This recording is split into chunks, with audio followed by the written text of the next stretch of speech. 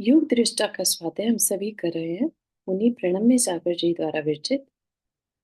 मंगलम भगवान वीरो मंगलम गौतम गणी मंगलम कुंद कुंदाद्यो जैन धर्मोस्तु मंगलम। नमो हरिहंताणम नमो सेताणम नमो आयर्याणम नमो उवज्जायाणम नमो लोये सवसाहुणम। पंच परमेष्ठी भगवान की जय। अगले 45 मिनट के लिए सभी प्रकार के पापों का त्याग करके सभी नंबर नमोकार मंत्र पढ़ ले।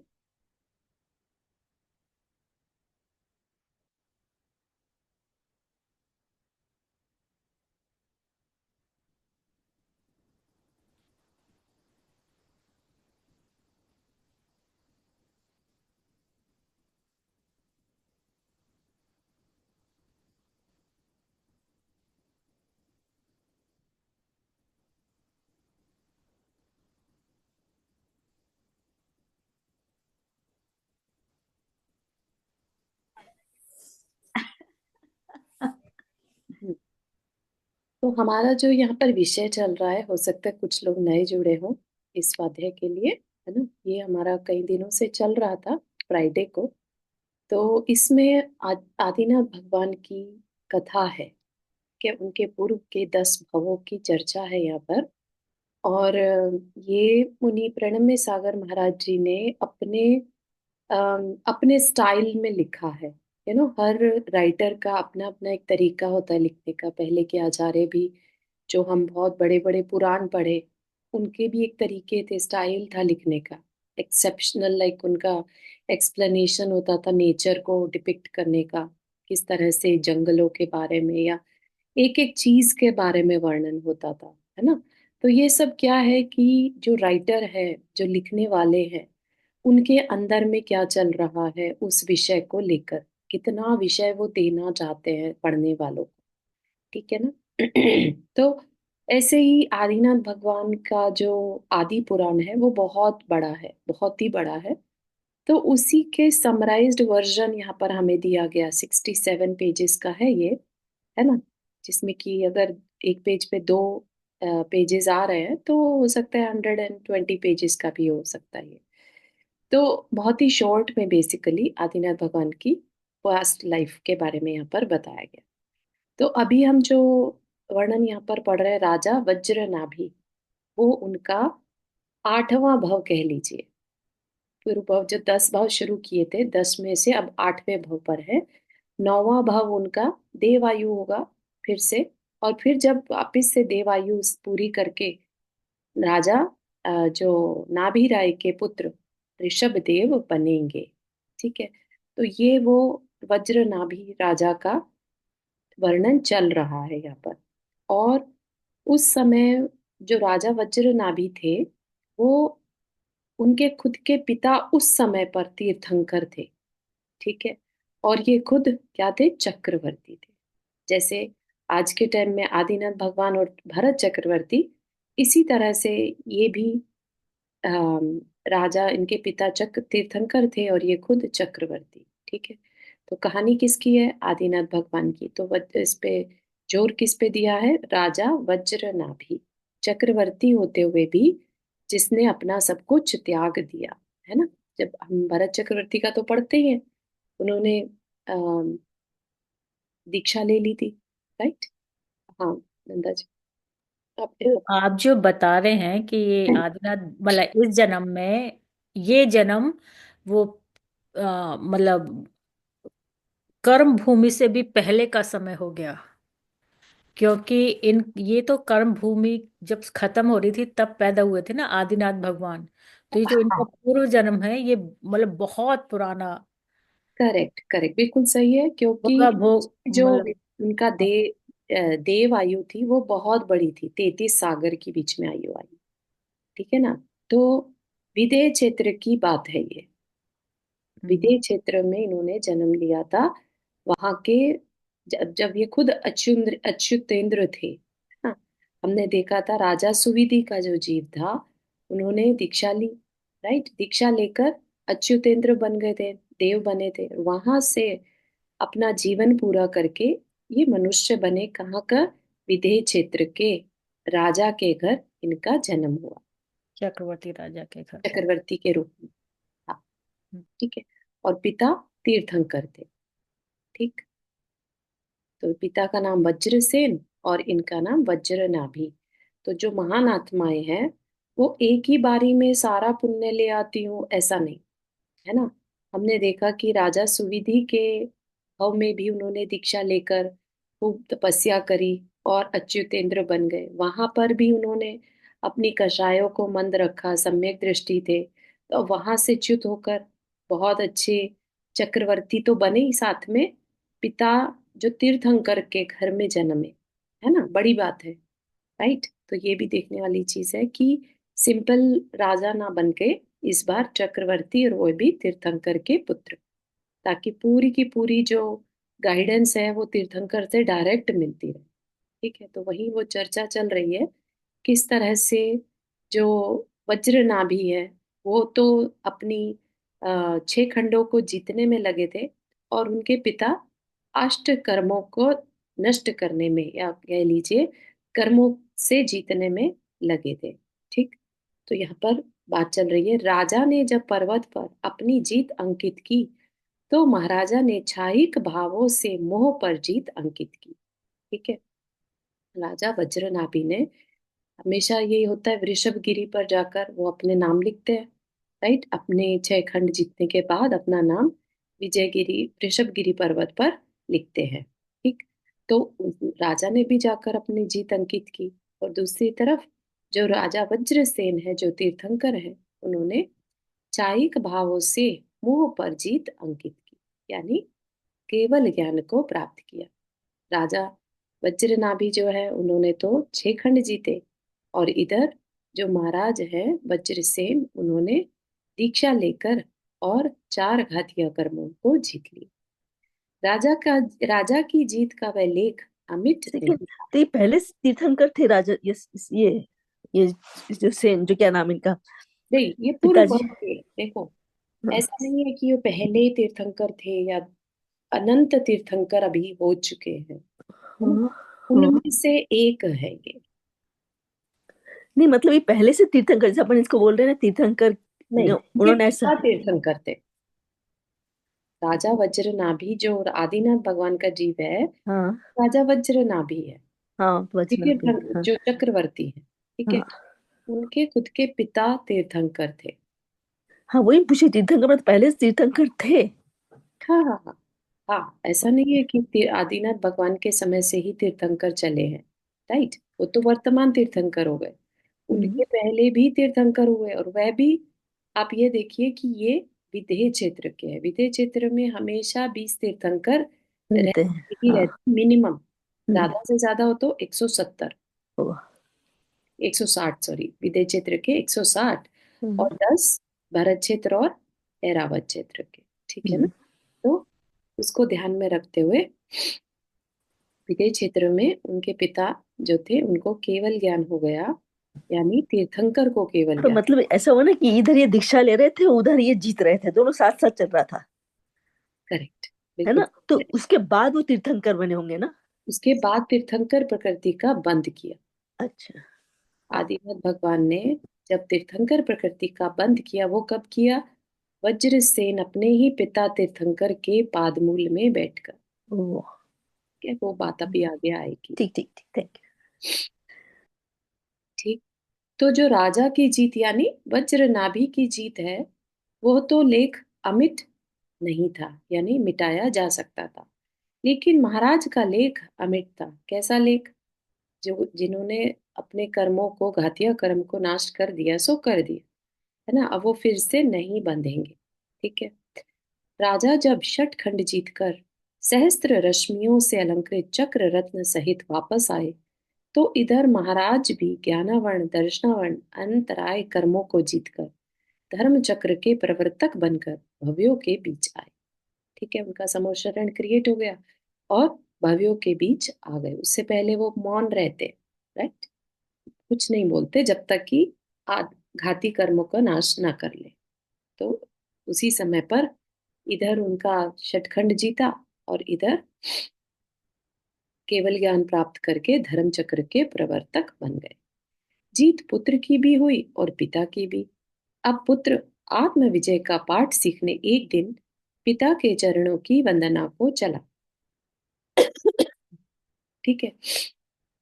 तो ऐसा नहीं कि चक्रवर्ती है तो उसे घमंड हो गया, या आत्म विजय क्या होता है, ऐसा कुछ उसके अंदर के भाव ही नहीं है, ऐसा नहीं है ना। तो राजा को अब 6 खंड तो जीत लिए, राइट। अब वापिस आकर अब उन्हें लगा कि मुझे आत्म विजय का भी पाठ सीखना चाहिए, तो पिता के दर्शन करने गए।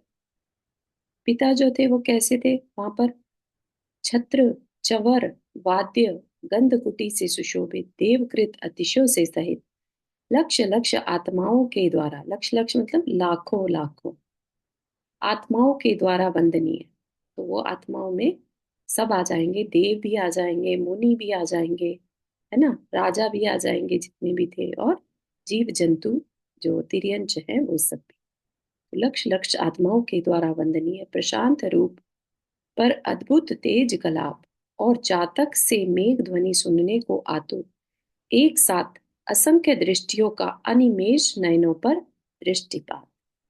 सब लोग ध्यान से उनको, उनकी बात सुनने के लिए, दिव्य ध्वनि खिरने वाली थी, तो सब लोग बड़े ध्यान से बैठे थे कि कुछ अच्छा सुनने को मिलेगा। मुकुलित कमल से कर द्वंद्वों में समर्पण के सुगंधित पुष्प और भक्ति से सहज प्रणत उत्तमांग से निकलती किरीट किरणों से आलोकित भक्ति जगत की सीमाएं देख राजा वज्रनाभि अद्भुत लोक में विचर गए, मानो उस सिद्ध लोक में केवली प्रभु वज्रसेन का जाना तो बाद में होगा, और वज्रनाभि को अपना अस्तित्व उस भूभाग पर आज ही दिखने लगा। क्या कहना चाह रहे हैं, बेसिकली अब राजा जो है चक्रवर्ती तो बहुत दिमाग वाला है, राइट। तो ऐसा नहीं है कि फुद्दू सा कोई पहुंच गया, राइट। तो और पिता वैसे है, पिता अगर कोई कार्य कर रहे हैं और उससे आज उनका समोह शरण रचा जा रहा हो, तो आप उस पुत्र की भाव दशा को समझ सकते हैं। तो उनको ऐसा लग रहा है कि भाई पिता, सिद्ध लोग तो बाद में जाएंगे, है ना, मुझे तो आज ही क्या करना है ये समझ में आने लगा, मुझे क्या करना है ना।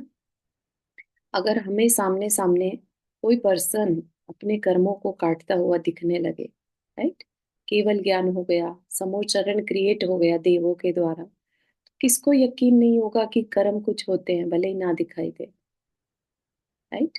तो ऐसा ही उस चक्रवर्ती को क्या करना है ये रियलाइज हो गया। अहो आज चलो जी, थोड़ा सा शुरू और कर देंगे थोड़ा, ये वाला पार्ट। अब ये नया जो कॉलम शुरू हुआ है अद्भुत लोक में, क्योंकि थोड़ी भाषा को और एक्सप्लेन कर दीजिए प्लीज। नहीं नहीं, वहीं से, हाँ मतलब। हाँ, तो क्या कह रहे हैं यहाँ पर कि अद्भुत लोक में विचर गए। अद्भुत लोक मतलब अपने ही मन में, उनके जो सिद्ध लोग अभी पहुंचे तो है नहीं, केवली प्रभु वज्रसेन जो उनके पिता रह चुके थे वो अभी तो केवली हैं, समो शरण में विराजित है, माना कि सिद्ध बनने वाले हैं, है ना। तो वो उस सिद्ध लोक में ऑलरेडी उनका विजुअल चलने लगा कि कैसे पिता सिद्ध बनेंगे, ठीक है ना। तो वज्रनाभि अपने आप को ऑलरेडी उस सिद्ध लोक में महसूस करने लगे। कहने का मतलब ये है, अद्भुत लोक में विचर गए मतलब विजुअल करने लगे, ठीक है। अहो आज शरण मिली शरण्य की, जो अद्भुत शरण है, जिसकी शरण मिलनी चाहिए, जैसे बोलते हैं ना चत्तारी शरणम, है ना, उसमें क्या बोलते हैं अपन, अरिहंत शरणम, सिद्ध शरणम, धर्म शरणम, साधु शरण, राइट। तो सबसे जो उत्कृष्ट शरण है वो उसे मिल गई। आज शरण मिली शरण्य की, यह जगत तो पंचेंद्रियों का अरण्य है। अरण्य मतलब जंगल, पंचेंद्रियों का जंगल है, मतलब जो कुछ भी दिख रहा है सब पंचेंद्रियों के विषय है। जहाँ काम लोभ अहंकार के वन्य पशु शार्दूल से आक्रामित हो आत्मशक्ति का घात करते रहते। तो ये बहुत इंपॉर्टेंट लाइन है।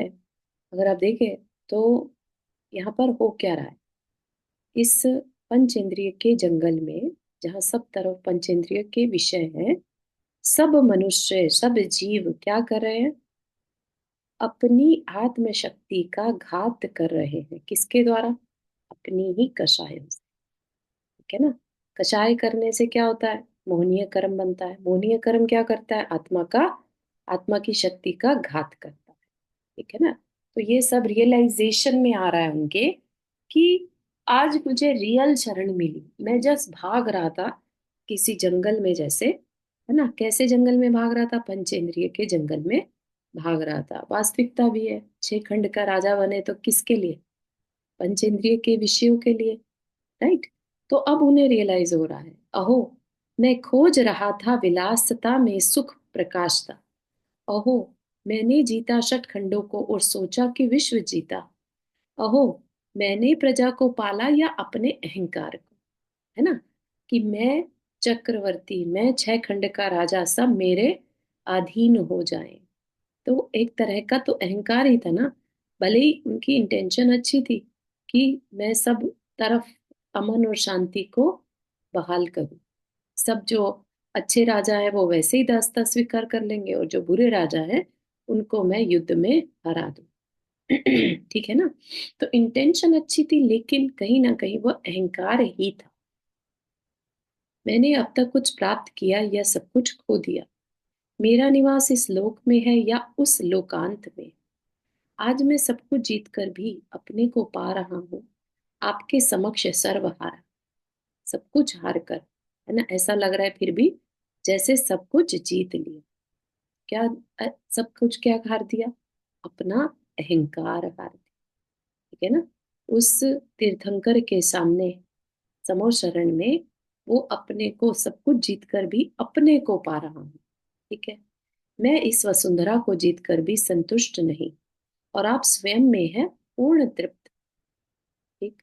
राजा ने, वज्रसेन जो तीर्थंकर थे, उन्होंने सब कुछ छोड़ दिया, है ना?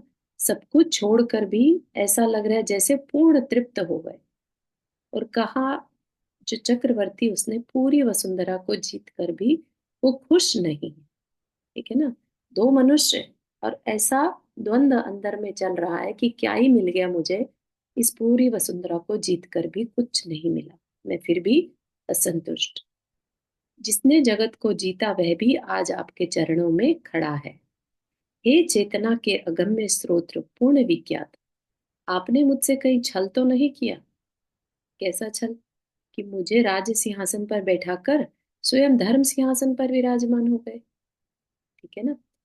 जो सिंहासन पर भगवान बैठे हैं समो शरण में, वह भी सिंहासन है, लेकिन वो कैसा सिंहासन है? धर्म सिंहासन, जहां विराजमान होकर वो दिव्य ध्वनि से सबके कल्याण की बात कर रहे हैं। और एक जो वज्र नाभि है, चक्रवर्ती, वह भी एक तरह से सबका राजा बन के बैठा है, राइट? तो वो कह रहा है कि ये छल किया है या फिर ये आवश्यक घटक है जो आपने किया, और मुझे भी वही करना है। इस जगत को जीतकर इसमें कोई सार न दिखे, तब वह अंतरंग जगत को जीतने के लिए निकलता है। क्या यही आप मौन पाठ हमें पढ़ाना चाहते थे? है ना?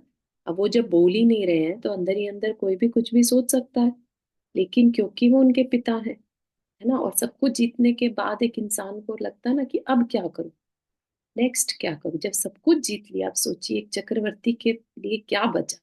कुछ भी नहीं बचा, राइट? तो वही उन्हें लग रहा है कि जब मेरे पिता ने सब कुछ छोड़ दिया, ठीक है ना, तो क्या मुझे भी वो यही बताना चाह रहे हैं? कुछ भी हो प्रभु, अब निस्तरण हो। निस्तरण मतलब अब मुझे यहाँ से अम, आगे बढ़ना है, बेसिकली निस्तार कहते हैं ना, निस्तार हो जाए मेरा, है ना? यहाँ से छुटकारा हो। संस्कृति के इस शैवालमय दलदल से, संस्कृति मतलब संसार के इस शैवालमय दलदल से, जो मरण के लिए जो दलदल होती है, एक बार गिर गए तो उसमें बचाना मुश्किल है ना? तो अब मुझे इससे बचना है। चिरकाल तक पृथ्वी पर फैली असीम सामग्री को भोग भोग कर आज पुनः वैराग्य की ज्वाला अंतस में धधकने लगी। तो वह चक्रवर्ती के अंदर में वैराग्य की ज्वाला भड़कने लगी। श्री वज्रसेन तीर्थंकर ने सकरुण हो दिव्य ध्वनि की शीतल लहरों से स्नपित करके वज्र नाभि के ताप को दूर कर दिया। तो जब कोई बहुत पुण्यशाली जीव तीर्थंकर के पास जाता है, राइट, तो बेसमय भी उनकी दिव्य ध्वनि घिर जाती है। ठीक है ना। तो अब वज्रनाभि तीर चक्रवर्ती के लिए स्पेशली कीर्ति ही है। वज्रनाभि के अंदर में इतना द्वंद चल रहा था, तो करुणामयी होकर उन तीर्थंकर ने अपनी दिव्य ध्वनि से उनके ताप को दूर किया। जीर्ण तरण के समान निसार इस वसुंधरा के वैभव को जान वज्रनाभि विषय रस से रहित हो गए। अब वज्रनाभि ने पूरी तरह से जीर्ण तृण मतलब एक तिनके के समान इस वसुंधरा के वैभव को छोड़ने का मन बना लिया। वज्रनाभि ने क्षण भंगुर विषयों को क्षण भर में ही छोड़ दिया। यहाँ पर कितने हैं जिन्हें कभी ना कभी जीवन क्षण भंगुर महसूस होता है। क्या रियलाइजेशन में आता है अपना जीवन भी, जितना भी कुछ घटित हो रहा है, ये सब कुछ क्षण भंगुर है। हाथ रेस करके बता सकते हैं। Nanda ji, very nice. ऐसा महसूस देता है कि ये सब कुछ क्षण भंगुर है ना। ऐसा महसूस होता है कि कुछ भी हो सकता है। हम्म, कुछ कुछ भी भी। हो सकता है तो एक अलग चीज है। एक ये चीज फील करना कि सब कुछ क्षण भंगुर है का मतलब ये है कि जो रिश्ते हैं हम जिसके लिए सोचते हैं कि जीवन जी रहे हैं, हम पता नहीं क्या अचीव कर ले रहे हैं, सब कुछ क्षण भंगुर है। यानी सब कुछ बहुत टेम्परेरी है। जैसे बिजली चमकती है ना एक सेकंड के लिए और चली जाती है, ऐसे ही जीवन अगर अपन देखें, आदिनाथ भगवान 84 लाख पुरुष के थे। इतना अ, मतलब काउंटलेस इयर्स, और उसके सामने हमारे 80 साल। इट्स लाइक अ पलक झपकते ही उसको क्षण भंगुर का। ठीक है ना। कंपेयर टू जो देवों का जीवन है जैसे सागरों में, उसके सामने पंचम काल के मनुष्य की आयु जो है क्षण भंगुर। ठीक है। तो ऐसे क्षण भंगुर फील अपने अंदर भी आनी चाहिए। ठीक है। कि जो कुछ भी हम मेहनत भी कर रहे हैं ना, किसके लिए कर रहे हैं, जब सब कुछ टेम्परेरी है, सब कुछ यहीं छोड़ के जाना। ठीक है। तो वज्र नाभि ने क्षण भंगुर विषयों को क्षण भर में ही छोड़ दिया। उस इस फीलिंग से क्या होता है, अटैचमेंट कम हो जाती, बहुत कम हो जाती। ठीक है ना। तो अपने को भले ही अभी टाइम नहीं मिलता इतना सब कुछ सोचने का, या और भी कोई रीजन हो सकता है, ये हम भाव नहीं ला पाते, लेकिन एक बार आ जाए तो फिर काफी हमारी कषाएं मंद हो जाती। ठीक है। एक डाउट यहाँ पर आता है कि हम लोग चक्रवर्ती जो विश्व विजय का सपना लेकर निकलते हैं, तो अभी तक हम उसको एज ए पॉजिटिव कह रहे थे कि भाई एक छत्र के और एक राजा के अंडर सारा विश्व आ जाएगा तो सारी प्रजा को सुख रहेगा। लेकिन उस बीच में फिर ये वाला विचार कि हम सारा ये छोड़ दें, तो फिर तो मतलब जो हम मतलब अर्जित नहीं किया है, पहले हम उसको कह रहे थे कि भाई ये उसका कर्तव्य है, लेकिन अब वो अगर उसको छोड़ने की बात कह रहा है तो उसका तो पर्पस फिर गलत रहा। नहीं, ऐसा नहीं है। मतलब उनको जीतना था, जीत लिया। अब हाँ। उसके बाद वो अपने किसी पुत्र को राज्याभिषेक, अब ये तो है नहीं कि हमेशा के लिए राजा बन गए फॉर एवर। आयु तो पूरी होगी उनकी भी, राइट। तो रियलाइजेशन में जब आ जाए तब उन्होंने अपना कार्य कर लिया। दिग्विजय की यात्रा जो थी उनकी वो कर ली। ठीक है ना। वही चक्रवर्ती का सबसे बड़ा कार्य होता है। उसके बाद ऐसा नहीं कि अब वो हमेशा चक्रवर्ती ही बने रहेंगे, आयु तो नहीं, पूरी। जब तक उम्र है तब तक तो रहेंगे ना। हाँ, तब तक ऐसा नहीं है कि वो रहेंगे। ठीक है ना। और हु नोज कि उनकी आयु आ गई हो, जीता, और उसके बाद उनकी आयु आ गई, उनको वैराग्य भी हो गया। अब अच्छा। तुम्हें हाँ। पता नहीं बात कितनी आयु बची ठीक है, ठीक है। जब यह निश्चित हो गया कि इंद्रिय सुख क्षण भंगुर है, तो एक आत्मवेत्ता को उसे छोड़ने में क्षण भर से ज्यादा समय कैसे लगता। तत्क्षण ही वज्रदंत नामक पुत्र के लिए राज्य सौंपकर निर्ग्रंथ बाना धारण किया। सत्य ही है, महान आत्माएं अपने कार्य को विधिवत ही पूर्ण करती हैं, है ना। तो अब जो चक्रवर्ती का पद है वो, जैसे तीर्थंकर बनना बहुत रेयर है, 24 ही होते हैं, ऐसे चक्रवर्ती भी सिर्फ 12 ही होते हैं, राइट। तो बहुत बड़ी उपलब्धि है चक्रवर्ती बनना। लेकिन महान आत्माएं हैं, क्योंकि चक्रवर्ती पद भी इजीली नहीं मिला। राजा सुविधि का जीव था, अच्युतेंद्र पद से च्युत होकर खत्म करके अपना तब जाके बने। महान आत्मा तो है ही, है ना। तो महान आत्माएं अपने कार्य को विधिवत ही पूर्ण करती हैं। राजा के दीक्षित होने पर उन्हीं के साथ 16,000 मुकुटबद्ध राजा, काम पुरुषार्थ से समुत्पन्न 1,000 पुत्र और 8 सहोदर भी निर्वाण दीक्षा को प्राप्त हुए। सहोदर मतलब भाई, ठीक है। आमरण मरण मरने तक सभी मन वचन और काय से पंच पापों को परित्याग करके अहिंसा रूपी परम ब्रह्म की उपासना में संलग्न हुए। पांचों पापों का परित्याग कर दिया। किस लिए कर दिया? कि अब हमें भी अपने को मुक्त करना है। अब कर्म काटने का मन बना लिया, अभी तक तो कर्म बांध रहे थे, है ना। महाव्रतों का पालन महापुरुष ही करते हैं और महापुरुष के द्वारा ही पहले भी किया गया है। इसलिए सदा महाव्रतों की शुद्धिकरण की भावना से उनका अंतःकरण विशुद्ध रहता। अभी भी किया, और पहले भी, जब राजा सुविधि थे तब भी, जब राजा महाबल थे तब भी, है ना। अपन देख रहे हैं बार बार वो मुनि बन रहे हैं और हर बार विशुद्धि बढ़ती चली जा रही है। इस बार चक्रवर्ती पद को छोड़कर, है ना, और तीर्थंकर प्रकृति का भी बंद करने वाले। अष्ट माताओं से उस बालकवत निर्विकार वज्रनाभि का प्रतिपल पालन अनुपालन चल रहा। अष्ट माताएं मतलब अष्ट मात्री जो बोलते हैं, मुनियों के लिए 5 समिति और 3 गुप्ती। इन 8 का नियम से पालन करना रहता है ना। पंच समिति सबको मालूम है, कैसे चलना, कैसे बोलना, कैसे खाना, कैसे रखना उठाना, है ना। तो ये क्या है? ये एक तरह से उनकी प्रवृत्ति है, कैसे प्रवृत्ति करना। और मन वचन काय की गुप्ती, राइट। मन में कैसे विचार आना है, या काय से कैसे बिहेव करना, मौन कैसे रहना, ये सब गुप्ती में आ जाता है, ठीक है। तो इनको 8 को मिलाकर क्या बोला जाता है? अष्टमात्री, यानी 8 माताएं। 8 माताएं, माता तो अच्छा ही चाहेगी, राइट। तो उनको एक एक को समझाया क्या चलते चलते ईरिया समिति की माता, तो ईरिया समिति को एक माता बता दिया। चलते चलते ईरिया समिति की माता असंख्य जीवों को जीवन दान देती और स्वयं भी वज्रनाभि की आत्मा को पाप पंख से बचा, क्योंकि एक बार फिर से बताइए ना, क्या है अष्टमाता? कौन कौन सी हुई अष्टमाता? ये तो 5 समिति और समिति और 3 गुप्ती। Okay, thank you.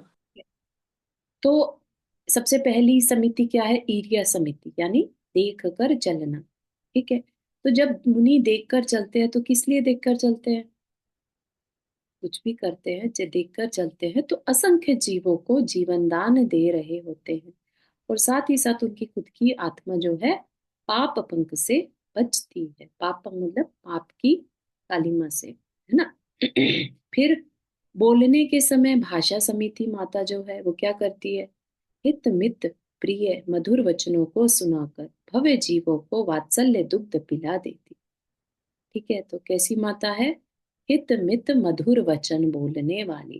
कि मुनि हो तो हित मित प्रिय वचन ही बोलो, ताकि भव्य जीव को ऐसा लगे जैसे कुछ मीठा पान चल रहा। ऐशना माता क्या करती है? भोजन करते समय भी सावधान हो, दाता द्वारा दत्त द्रव्य को रूखा सूखा ठंडा गर्म सब प्रकार का भोजन समता भावों से खिला आत्म आनंद में सुला देती। जैसा भोजन मिल जाए शुद्ध होना चाहिए बस, और उसे समता भावों से एक्सेप्ट करके जो मुनि है वो अपनी आहार ऐशना समिति का पालन करता है ना।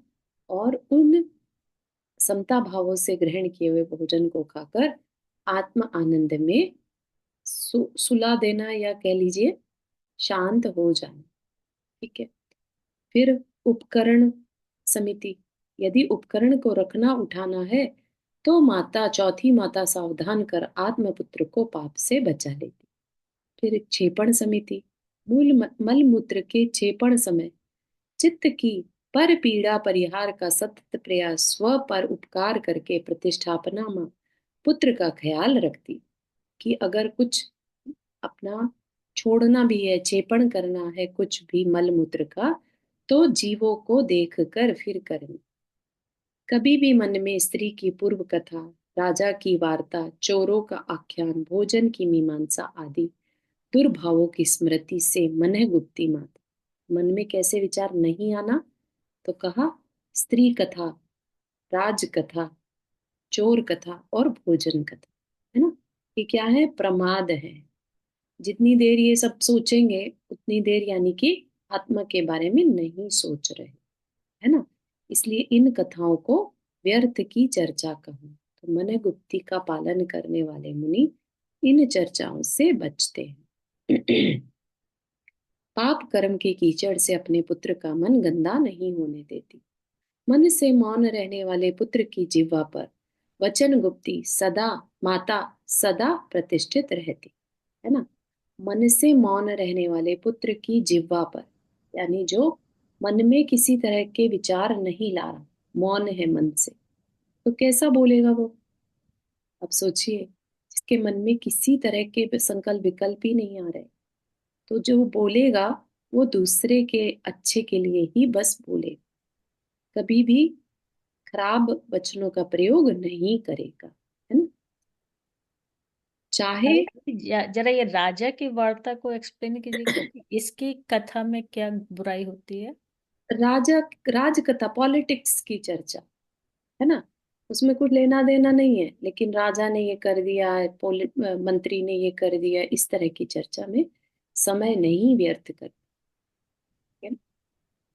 ये तो लोग कितना पॉलिटिक्स की चर्चाएं करके, इस पार्टी पे ये चल रहा है, उसका वो चल रहा है, ये नेता ने ये कर दिया, है ना। इस तरह की चर्चाओं में क्या होता है? समय की बर्बादी ही होती है। तो समय क्या बर्बाद कर दिया? बेसिकली अपनी आत्मा पर ध्यान देना था और व्यर्थ गवा दिया। ठीक है ना। ठीक। चोर कथा में चोरी कैसे करना, बचाना कैसे, टैक्स कैसे बचाना, है ना। कोई गलत कर रहा है तो उसको कहना हाँ तू कर, मैं नहीं कर सकता, तू तो कर, ऐसा। ठीक है। ठीक, तो मन वचन गुप्ती, मन गुप्ती हो गया, मन में विचार इस तरह के कोई भी दुर्भाव नहीं लाना। फिर मन से मौन रहने पर वचन गुप्ती के साथ हमेशा रहना, चाहे भित्ति चित्र हो या जीवंत चित्र। मन गुप्ती माता बालक को विकार की प्रतिछाया से भी बहुत दूर रखकर अलौकिक उपकार में संलग्न रख। मन में किसी भी तरह का भित्ति चित्र मतलब डर वाला, ठीक है ना। मन में जो क्रिएट, चाहे मन के विचार या वाकई में ऐसा कोई चित्र उसने देख लिया हो, है ना, तो विकार की प्रतिछाया से, किसी भी तरह से मन में विकार न आने पाए, उस चीज से मन गुप्ती माता जो है मुनि का बालकवत ध्यान रखती है। धन्य है ये रूप, यह चर्या, जहां आठ आठ माताओं से पालित पोषित हो, ठाट बाट से मुक्ति अंगना के ग्रह की ओर वह जेता शहने शहने बढ़ रहा है। थोड़ी सी अम, कविता वाली भाषा है यहाँ पर, लेकिन क्या कहा जा रहा है? धन्य है यह रूप। रूप कौन सा? दिगंबर साधु का रूप। ठीक है। यह चर्या, जहां आठ आठ माताओं से पालित पोषित हो, कि वो जो कह रहे हैं मेरे कल्याण के लिए है। ठीक है।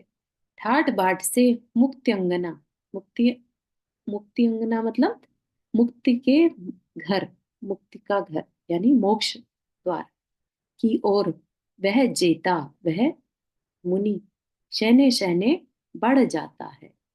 पुनः एक दिन असंख्य जीवों को अपनी उपस्थिति मात्र से तृप्त और संतुष्ट करने वाले इस शरीर के पिता, इस आत्मा के भी पिता और तीन लोक के परम उपकारी परम पिता के दर्शन से महाराज श्री वज्रनाभि के मन में भी अपने पिता की तरह विश्व कल्याण की भावना के भाव आए, न कि उनकी तरह तीर्थंकर बनने की। ये बहुत इंपॉर्टेंट बात यहाँ पर बताई जा रही है कि उनको ये भाव नहीं आया कि मैं भी पिता की तरह तीर्थंकर बनूं। ठीक है, क्या भाव आया? मैं भी पिता की तरह तीन लोक का परम उपकारी बनूं। ठीक है, पिता के पद की ओर ध्यान नहीं है, पिता के कार्यों की तरफ ध्यान है। तो जैसे पिता के अंदर विश्व कल्याण की भावना है, ऐसे ही मेरे अंदर भी वह विश्व कल्याण के भाव हो रहे। ठीक है, क्या कहा? पद की और महात्म की लिप्सा तो पाप है। पद की और महात्म की लिप्सा तो पाप है, किंतु उस पद पर प्रतिष्ठित व्यक्ति के गुणों की लिप्सा धर्म है। पद को चाहना पाप है, लेकिन पद पर जो व्यक्ति बैठा है, यानी अरिहंत भगवान, उनके जैसे गुण मुझे मिल जाए, ये भाव करना धर्म है। कितनी बड़ी बात है। मैं तीर्थंकर बन जाऊं, उनकी तरह समोशरण लगे मेरा भी, है ना, ये क्या हो गया? पद को चाहना और पद के महात्मा को चाहना, ये तो बल्कि पाप का बंद करेगा कि मुझे भी ऐसा पद मिले, मेरा भी समोशरण लगे। नहीं, मैं भी उनकी तरह सब जीवों के कल्याण में कारण बनूं, है ना।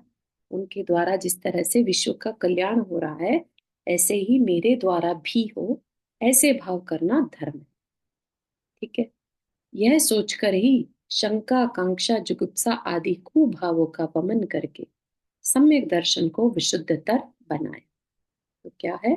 16 कारण भावना भाने लगे। याद होगा तीर्थंकर प्रकृति कैसे बनती है, उसके लिए 16 कारण भावनाएं भानी होती, राइट।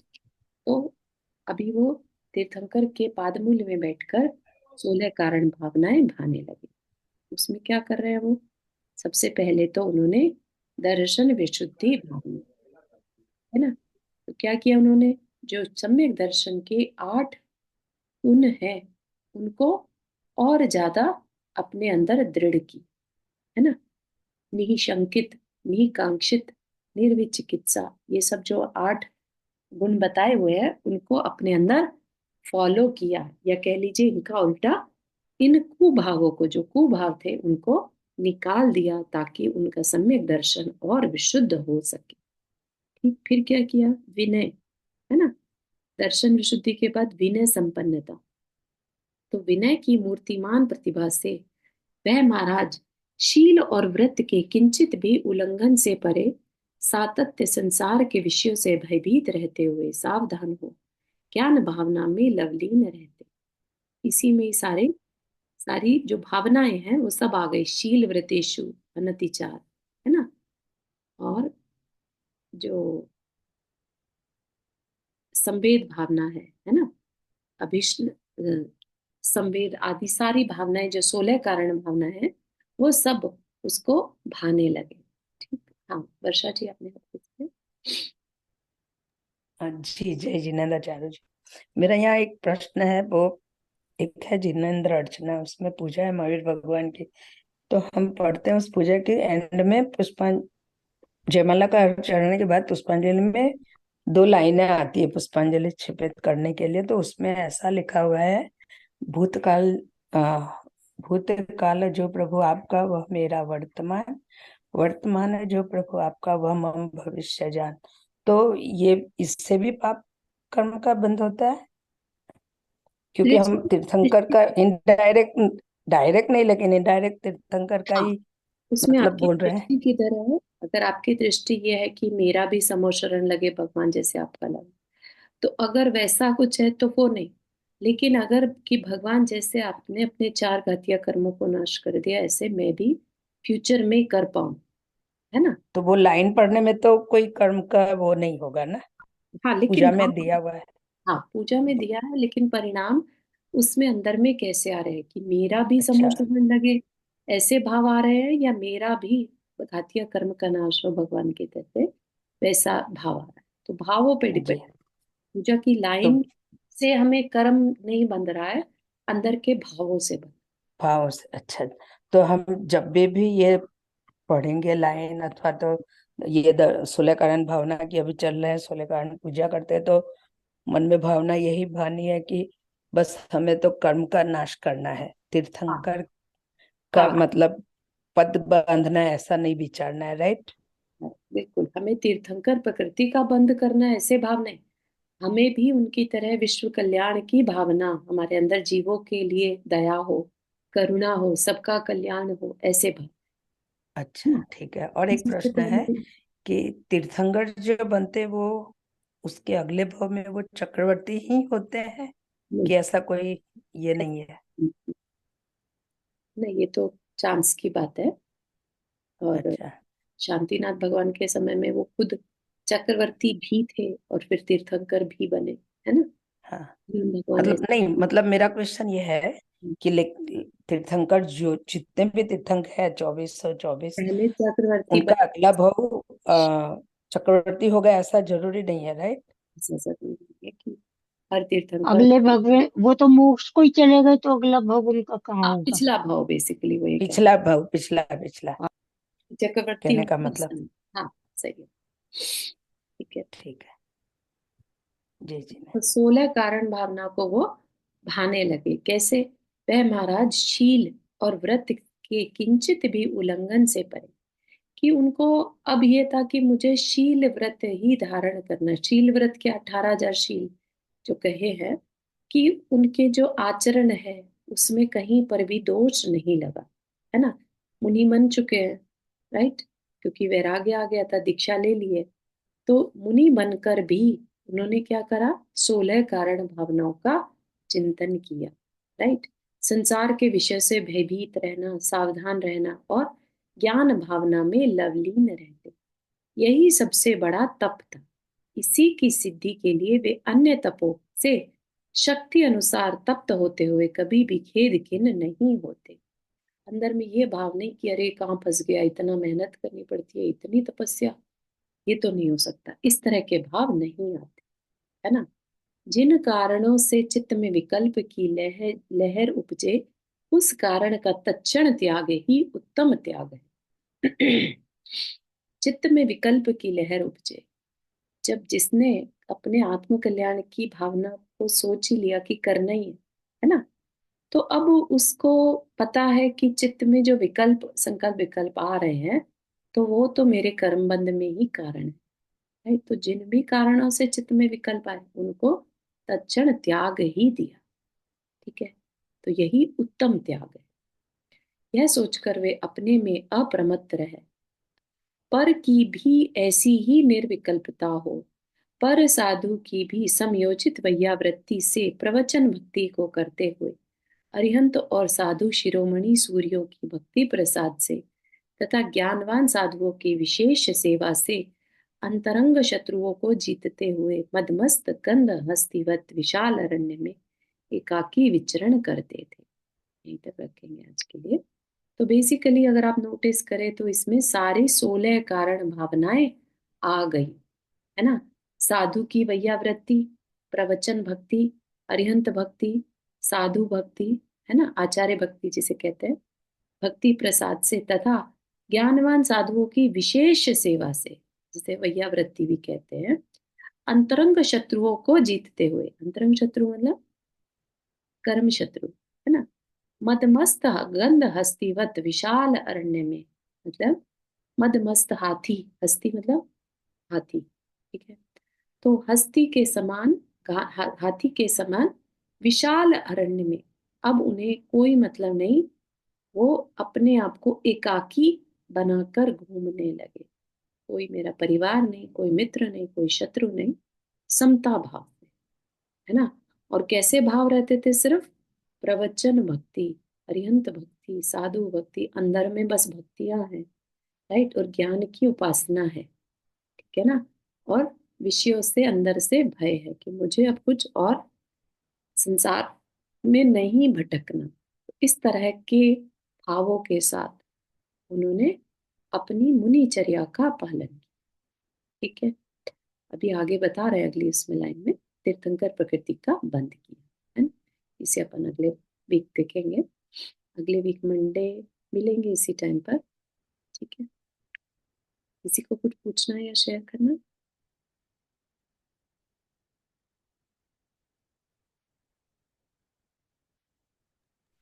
इसके पहले का 9 भोग हो गया अपना। हाँ, इसके पहले के 9 भव हो चुके हैं। 9 भव नहीं, 8 भव, 8वां भव चल रहा है। इसके बाद देव बनेंगे और फिर देव से च्युत होकर फिर आदिनाथ भगवान का जीव बनेंगे। तो पहले का 10 भोग इसमें बताया है, ऐसा है। हाँ हाँ, तो वो रिकॉर्डिंग है, अगर चाहिए तो आई कैन शेयर कर हाँ लेंगे। मेरे को तो, हाँ तो होगा तो मेरे को पढ़ना है। जी, पहले से जानेंगे तो पता चलेगा कि बिल्कुल बिल्कुल, बहुत सुंदर वर्णन है। हाँ मुकुल भाई, आपने हाथ रेस किया। वो अभी बात चली थी ना कि किसी ने पूछा था कि पहले भी तीर्थंकर होते हैं, हाँ। तो ऐसे आपने बताया कि होते हैं, हम्म, तो ऐसे ही बोल रहा हूँ कि अब जब यहाँ अजीतनाथ भगवान का शासन चल रहा था, दूसरे तीर्थंकर भगवान का, तब पूरे कॉस्मोस में 160 तीर्थंकर हयात थे। बिल्कुल आज आज हमारा ये सौभाग्य नहीं है, इतने सारे थे, अभी तो खाली 20 तीर्थंकर ही है, और इस पृथ्वी पे तो है ही नहीं, बिल्कुल। सारे विदेची। बाकी की भूमिया में है, हम्म, 5। बिल्कुल सही है।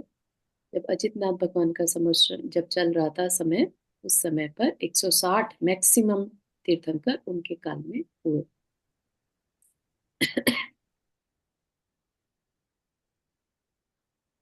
ठीक है, तो आज उनका, आदिनाथ भगवान का मोक्ष कल्याणक भी है, और अपने को उनका थोड़ा सा कथा को पढ़ने का सौभाग्य मिला। तो इसी तरह से अपन पढ़ते रहेंगे और खत्म करेंगे। बहुत अच्छे विशुद्ध भाव इसमें बन रहे हैं, क्योंकि हमने बाकी चर्चाएं बहुत कर ली, है ना, जैन धर्म और दर्शन को समझा, लेकिन पुराण में उस चीज को कैसे फॉलो किया हमारे महापुरुषों ने, तो वो चीज हमें यहाँ पर समरी फॉर्म में देखने मिल रही है। ठीक है, चलिए जिनवानी स्तुति। छावानी के ज्ञान से सूझे लोकालो, सो वाणी मस्तक धरो सदा देत हो दो के। जिनवानी भारती तो ही जपो दिन रहन, जो तेरा शरणा गए सो पावे सुख चैन। नौ वन।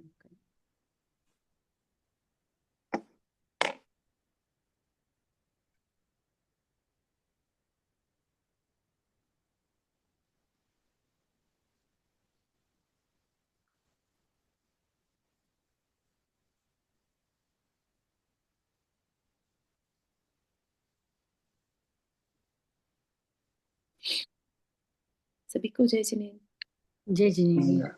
जय जिनेन्द्र, जाओ जो सभी को। जय जय